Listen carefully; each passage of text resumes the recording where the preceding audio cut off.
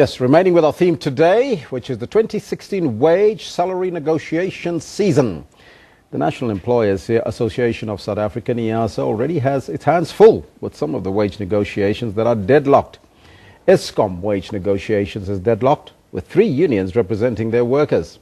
AMCU having already indicated that they would demand 12,500 Rand as an entry level, and with the current economic climate, this year's negotiations are expected to be tough.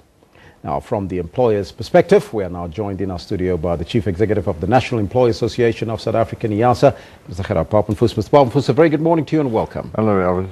First and foremostly, can you give us what is the latest information at Eskom and what's happening now with the wage negotiations there? Well, I think there's some way to go there.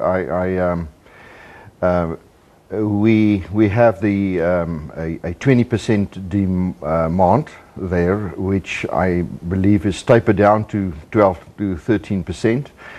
There's a wage offer in the region of 7 to 9% by the employers. But you know, employers cannot move beyond that if unions remain on unrealistic levels, and I think that is the problem. And some of the unions has already indicated and plead to their counterparts to come with more realistic demands to the table, because they're not going to get 12 to 13%. So you know, this whole thing is a bit predictable. You always get this outrageous demands, which then get tempered down eventually to something between 8 and 10%, and the question is then always, will you have a strike or not? Yeah. The issue of the huge bonuses, or the proposed bonuses for the Eskom executives, is that going to make the negotiations a little bit more difficult? Well, I think this is it's a hot issue in all negotiations, and I think that is something that executives will have to deal with in future. This will come up at every round of negotiations, is the salaries of top executives. And you know, that's those top salaries is you find in corporates and state-owned entities. You don't get it really in the private sector, where you're talking about medium and smaller business. But this is going to be an issue for always. That will not change the fact that Eskom, for instance, you know, when we're just talking, we predict something, well, can't settle beyond not far from where they are now. But it's more a political issue, which the unions will use, always will use. And how, I mean, this is frustrating not only the unions, this is frustrating everybody. Yes. Let's move to the broader perspective now. COSATU has come out and saying that they will encourage their member unions to balance between job security and wage demands. Now, from an employer's point of view, do you think that that is fairly responsible? Well, of course it is.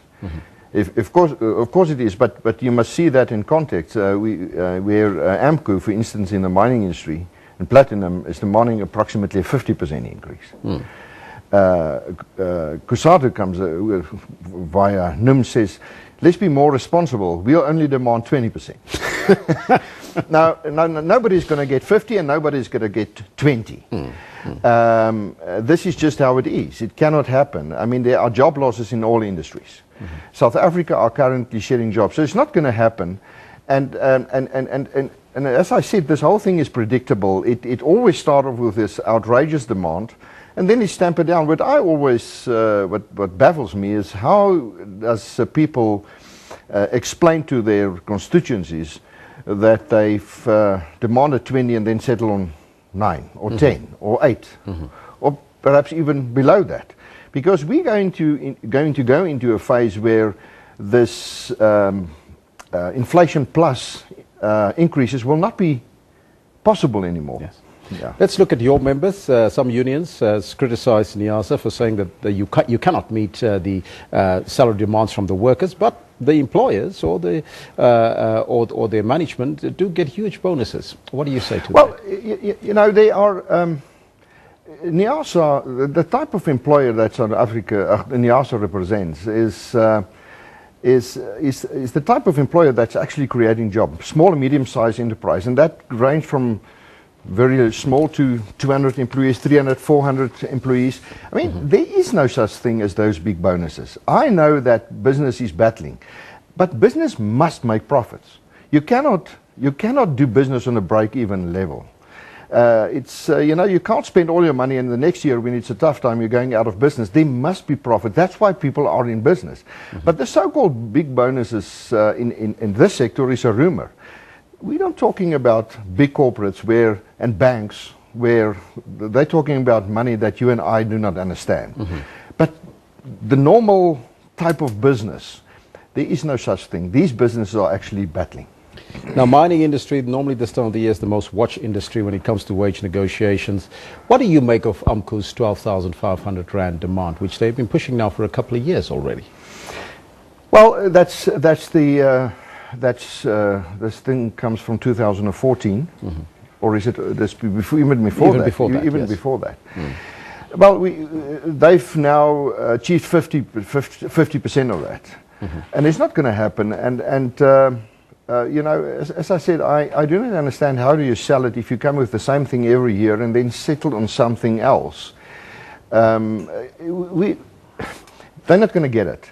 Now, somehow that might impress people, that might make them feel good for a while, but it's not going to happen because this thing is scaring off investors, and the less investment there is, the lesser the wages will be.